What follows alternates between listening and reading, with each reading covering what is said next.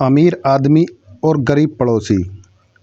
शहर के सबसे महंगे इलाके में एक आलीशान कोठी में मिस्टर रघुवीर नाम के एक अमीर आदमी रहते थे। उनके पड़ोस में एक छोटी सी टूटी फूटी झोपड़ी में रामलाल नाम का गरीब आदमी अपनी पत्नी और बच्चे के साथ रहता था। रघुवीर अपने ऐशो आराम में मस्त रहते थे, जबकि रामलाल रोज कुआं खोदकर पानी पीने वालों में से एक था। रघुवीर को हमेशा यह लगता था कि रामलाल उनकी संपत्ति को देखकर जलता होगा, लेकिन सच्चाई कुछ और थी। रामलाल दिन भर मेहनत करता और रात में अपने परिवार के साथ हंसी खुशी खाना खाकर चैन की नींद सो जाता। दूसरी ओर रघुवीर के पास सब कुछ होते हुए भी उसे नींद नहीं आती थी। एक रात रघुवीर को कुछ अजीब महसूस हुआ। उन्होंने देखा कि आधी रात को रामलाल की झोपड़ी से एक परछाई निकलती है और उनकी कोठी की तरफ बढ़ती है।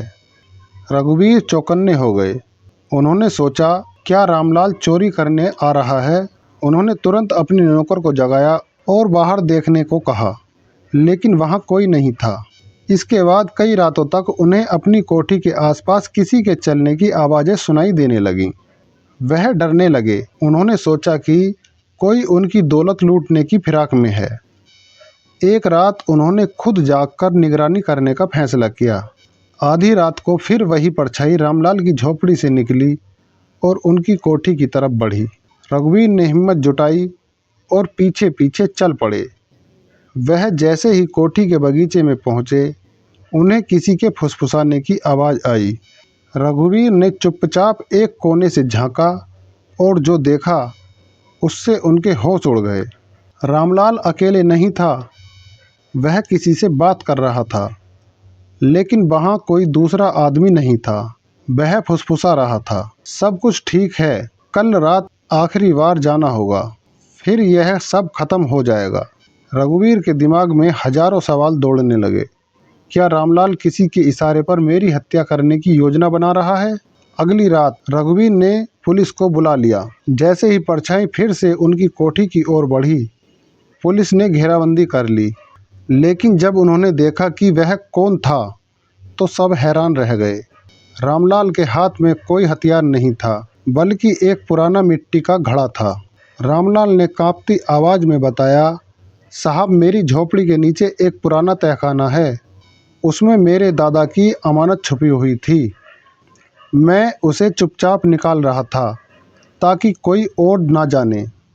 मैं गरीब जरूर हूँ, पर चोर नहीं। रघुवीर हक्के बक्के रह गए। उन्होंने रामलाल को माफ़ किया और उसकी मदद करने का वादा किया, लेकिन इस घटना के बाद भी वह रात को चैन से सो नहीं पाए, क्योंकि अब उनके मन में एक नया डर घर कर गया था। अगर रामलाल की झोपड़ी के नीचे खजाना छुपा था, तो क्या उनकी कोठी के नीचे भी कोई भयानक राज दबा हो सकता है? उस रात के बाद रघुवीर खुद अपने बगीचे में खुदाई करने लगे, लेकिन जो मिला उसने रघुवीर ने जब खुदाई शुरू की, तो कुछ ही घंटों में उनके फावड़े से किसी ठोस चीज की टकराने की आवाज़ आई। उनका दिल जोर से धड़कने लगा। उन्होंने जल्दी जल्दी मिट्टी हटाई और देखा कि वहाँ एक पुराना लोहे का संदूक दबा हुआ था। संदूक भारी था, जंग लगा हुआ, लेकिन अभी भी मजबूत। उन्होंने नौकरों की मदद से उसे बाहर निकाला। पुलिस अभी भी मौके पर मौजूद थी। सभी लोग सांस रोककर देख रहे थे कि उसमें क्या है। जब संदूक खोला गया, तो अंदर जो मिला उसने सबको चौंका दिया। उसके अंदर सोने चांदी के कुछ आभूषण थे, कुछ पुराने सिक्के और एक चमड़े की फटी हुई डायरी। रघुवीर ने कांपते हाथों से डायरी उठाई और उसे पढ़ना शुरू किया। पहला पन्ना ही डराने वाला था। अगर यह डायरी किसी को मिले, तो समझ लेना कि इस कोठी के नीचे एक भयानक राज दफन है। इस खजाने की कीमत सिर्फ पैसे में नहीं, बल्कि कई जानों में भी चुकानी पड़ी है। रघुवीर की सांसें तेज हो गईं। उन्होंने पन्ने पलटे तो पता चला कि यह डायरी उनके दादा सेठ गिरधारी लाल की थी, जिन्होंने यह कोठी बनवाई थी। डायरी में लिखा था कि यह खजाना किसी ज़माने में राजा महाराजाओं का था, जिसे अंग्रेज़ों के ज़माने में चोरी कर यहाँ छिपाया गया था। लेकिन सिर्फ खजाना ही नहीं, उन चोरों के कंकाल भी इसी कोठी के नीचे दफन थे। रघुवीर को अचानक याद आया कि उनके दादा के ज़माने से ही इस कोठी के एक हिस्से को कभी खोला नहीं गया। वहां जाने की सख्त मनाही थी। पुलिस को शक हुआ और उन्होंने कोठी के पुराने तहखाने में खुदाई शुरू कर दी। कुछ ही देर में वहां से 3 कंकाल बरामद हुए। अब यह साफ हो गया था कि यह सिर्फ खजाने की कहानी नहीं थी, बल्कि एक अनसुलझी हत्या का मामला भी था। रामलाल, जिसने यह पूरा राज खोला था, अब एक गरीब आदमी नहीं रहा। पुलिस ने मामले की जांच की, लेकिन यह साफ था कि रामलाल का इसमें कोई लेना देना नहीं था। रघुवीर ने सोचा, मेरे दादा ने यह खजाना छुपाया, लेकिन शायद किसी की आत्मा आज भी यहाँ भटक रही है। उन्हें इस खजाने से डर लगने लगा। उन्होंने फैसला किया कि इस खजाने को सरकार को सौंप देंगे, लेकिन इसमें से कुछ हिस्सा रामलाल को देंगे ताकि उसकी गरीबी खत्म हो सके।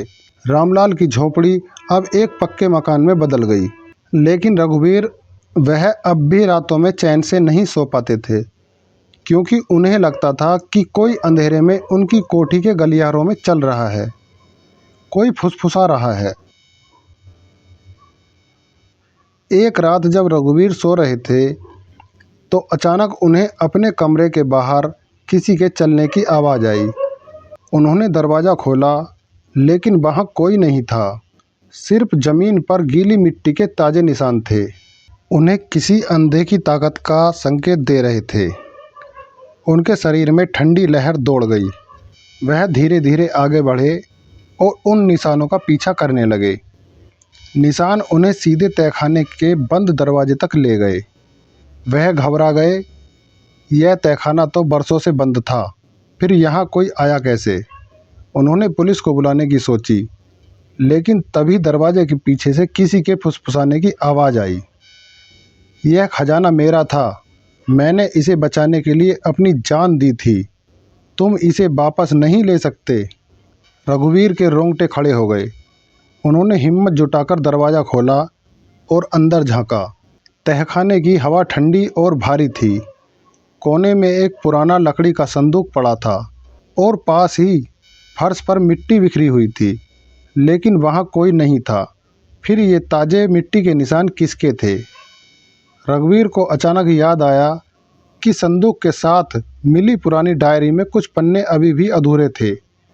उन्होंने तुरंत डायरी उठाई और आगे पढ़ना शुरू किया। आखिरी पन्ने पर लिखा था, अगर कोई यह डायरी पढ़ रहा है तो जान ले कि इस कोठी के तहखाने में सिर्फ खजाना नहीं, बल्कि एक आत्मा भी कैद है। यह आत्मा उन्हीं चोरों में से एक थी जिसे मेरे नौकरों ने खजाने की हिफाजत के लिए जिंदा दफना दिया था, पर जाकर एक सादा घर बना लिया। लेकिन आज भी अगर कोई उस पुरानी कोठी के पास से गुजरता है तो उसे देर रात किसी के चलने की आवाज़ें सुनाई देती हैं और कभी कभी मिट्टी पर ताज़े निशान दिखते हैं जो कहीं से आते हैं और कहीं गायब हो जाते हैं। कोठी खाली कर दी गई थी, लेकिन रघुवीर के मन में एक सवाल अब भी बना हुआ था। आखिर वह आत्मा चाहती क्या थी? अगर वह सिर्फ खजाने की रक्षा कर रही थी, तो जब खजाना मिल गया था तब भी वह क्यों भटक रही थी? क्या अभी कुछ और राज दफन थे? रघुवीर ने एक दिन हिम्मत करके एक पुराने तांत्रिक बाबा को बुलाया, जो आत्माओं से बातचीत करने का दावा करते थे। बाबा ने कोठी के चारों ओर काले धागे बांधे और कुछ मंत्र पढ़े। धीरे धीरे कमरे का तापमान गिरने लगा, हवा भारी होने लगी। अचानक दिए की लौ तेजी से कांपने लगी और दरवाजे अपने आप जोर से बंद हो गए। बाबा ने आंखें बंद कीं और धीरे धीरे बोले, यह आत्मा कोई आम चोर नहीं, बल्कि एक गद्दार था जिसे जिंदा दफन किया गया था। यह अपने साथ हुई बेइंसाफी को दुनिया के सामने लाना चाहती है। रघुवीर के रोंगटे खड़े हो गए। उन्होंने पुलिस को बुलाया और कोठी के तहखाने में दोबारा खुदाई करने का आदेश दिया। खुदाई के दौरान वहां से सिर्फ एक कंकाल ही नहीं, बल्कि कुछ दस्तावेज और एक पुराना पत्र भी मिला। पत्र को खोलते ही रघुवीर की आंखें फटी रह गईं। उसमें लिखा था, अगर कोई इसे पढ़ रहा है तो जान ले कि मुझे सेठ गिरधारी लाल ने धोखे से मारा है।